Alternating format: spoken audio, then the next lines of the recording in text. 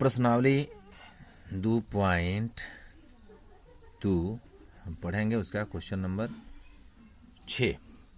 ये आर बराबर दिया हुआ है, आर में जो दिया है उसको लिख लेते हैं। आर में दिया है x, x + 5 such that x belong to 0, 1, 2, 3, 4 और 5 ये दिया हुआ है। ठीक है, इतना दिया हुआ है। और इसमें मान आप रखिए। अब मान रखते हैं, कैसे रखते हैं देखिए। हमको ज्ञात क्या करना है, आर के प्रांत ज्ञात करना है और परिसर ज्ञात करना है, दो चीज़ें ज्ञात करनी है।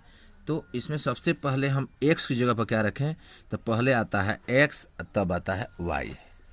तो हम x की जगह पर क्या रखेंगे, तो x की जगह पर 0 लेते हैं, तो y मान लेते हैं कि इतना बराबर, सपोज डैट कि x + 5 बराबर y ले लेते हैं। ठीक है, तो x बराबर जब 0 रखेंगे तो वो 0 का वैल्यू होगा, जो बचेगा वो y का होगा। इतना समझ कर चलिए। तो यहाँ 0 करते हैं तो हमारा क्या बचेगा, 5 बचेगा। तो 0 5 कर दिए। और उसके बाद हमने यहाँ 1 रखा तो क्या बचेगा, 1, तो 1 और 5 6 हो जाएगा। क्या उतना हो जाएगा, 6 हो जाएगा। फिर यहाँ 2 रखा तो 2 5 7 हो जाएगा, होगा ना, 2 7 हो जाएगा। फिर 3 रखा तो 3 और ये 8 हो जाएगा, होगा कि नहीं होगा। और फिर 4 रखा तो क्या हो जाएगा, 4 और 5 9 हो जाएंगे। और फिर 5 रखा तो क्या हो जाएगा, 5 5 10 हो जाएंगे। बस इतना संख्या, यानी 5 तक संख्या दिया है, x बिलोंग टू इतना रखा है, यानी यही मान हमको इसमें रखना था। ठीक है, 0 से लेकर के 5 तक की संख्या यहाँ रखना था और ऐड करके सेकेंड वाली संख्या ले लेना था।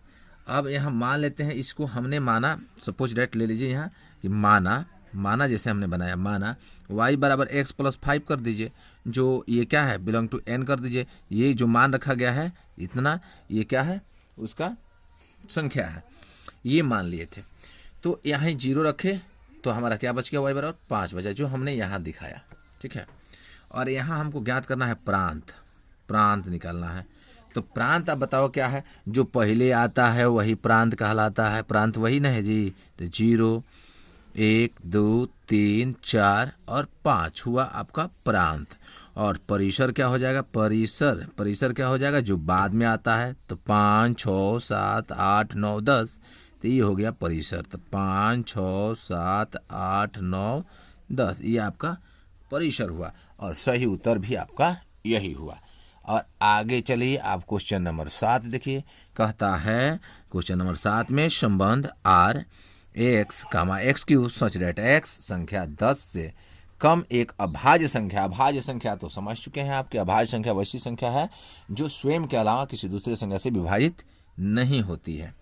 ठीक है, तो यहाँ लिखिए, हल में आप लिखिए 10 से कम अभाज्य संख्या, 10 से कम अभाज्य संख्या, 10 से कम अभाज्य संख्या क्या हो जाएगा, तो आप देख लीजिए क्या हो जाएगा। 10 से कम तो अभाज्य संख्या 2 है, 3 है, 5 है और 7 है। ये संख्याएं 10 से कम है और 1 और 10 के बीच में आने वाली संख्या है, और 10 से कम अभाज्य संख्या है। और इस अभाज्य संख्या से इसमें हमको बनाना है, आर निकालना है। आर से देखिए क्या है, आर में आपको क्या दिया है, x दिया है और x³ दिया है, ब्रैकेट में दे करके सच डैट भी दिया है, x कह दिया है एक अभाज्य संख्या है जो 10 से कम है, यही ना दिया है, 10 से कम है। तो 10 से कम है तो आप देख लीजिए यहाँ क्या होगा, यहाँ आप निकालिए 10 से कम है तो यहाँ 2 रखिएगा। यदि x की जगह पर 2 रखिएगा, ध्यान दीजिएगा, जब यहाँ 2 रखिएगा पहले तो आएगा कितना, 8 हो जाएगा कि नहीं हो जाएगा, हो जाएगा, 8 होगा। 2 का घन करिएगा तो 8 ना होगा। जब यहाँ 3 रखिएगा, 3 है इसमें, 3 रखिएगा तो यहाँ कितना हो जाएगा, 27 हो जाएगा। 3 3 9 3 27 हो जाएगा। फिर यहाँ 4 तो है नहीं, 5 रखना है, तो 5 जब रखिएगा तो कितना हो जाएगा, 50 25 25 25 125 हो जाएगा। फिर यहाँ आप रखिएगा कितना है, 7, तो हो जाएगा 7 रखिएगा। फिर 7 का क्यू कितना हो जाएगा, तो 7 3 21, 21 7 343, ये आपका हो गया। और यदि इसमें प्रांत और परिसर कहा होता तो आप क्या करते कि इसमें पहले आने वाली संख्या सब प्रांत होते, 2, 3, 5, 7 प्रांत हो जाते और 8, 27, 125, 343 क्या हो जाते, ये आपका परिसर हो जाते। लेकिन आपको परिसर ज्ञात नहीं करना था, बस आर का मान ज्ञात करना है जो आ गया है, यही आपका सही उत्तर है। और आगे चलिए, आगे हम लोग क्वेश्चन देखते हैं 8 नंबर। क्वेश्चन नंबर 8 में देखिए ए का मान दिया है एक्स वाई जेड और बी में दिया है दो समुच्चय। एक्स के अवयव है एक्स वाई जेड,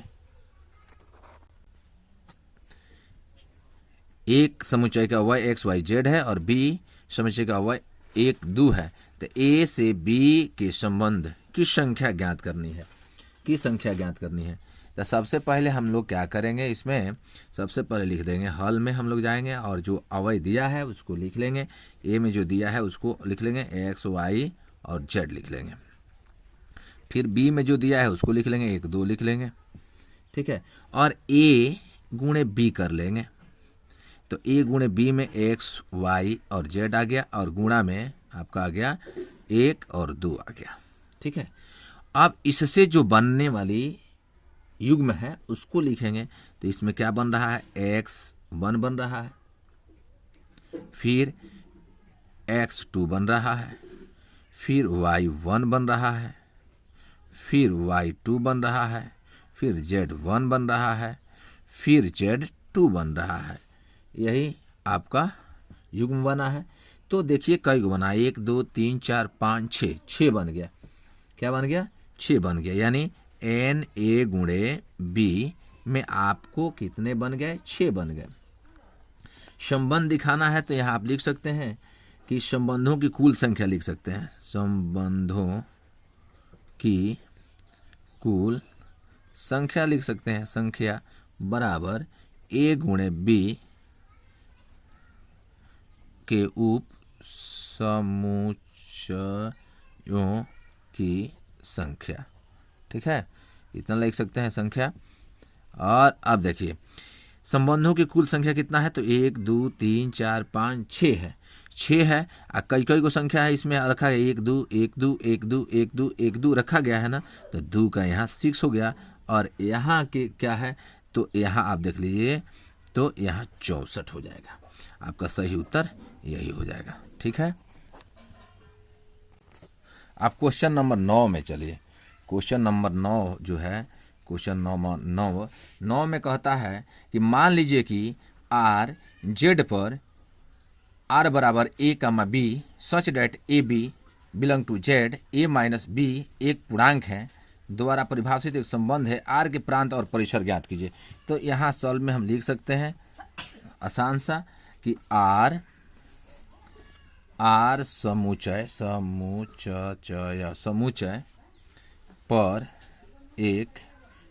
पर एक